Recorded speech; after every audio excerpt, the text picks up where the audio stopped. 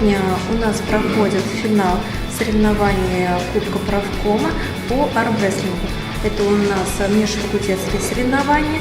У нас принимают участие все факультеты. Когда только за, когда наши студенты активные, когда наши студенты занимаются здоровым образом жизни, когда принимают участие на всех мероприятиях, которые проводит наш университет. Цель этого мероприятия – пропаганда здорового образа жизни, привлечение студентов к систематическим занятиям физической культуры, а также выявление сильнейших спортсменов и армрестлеров. Мероприятие прошло отлично. Самое главное, у нас не было травматных моментов. Все ребята довольны, хотят дальше участвовать, принимать участие в соревнованиях. В дальнейшем мы хотим войти в спартакиаду вуза и открыть зал, тренировать ребят.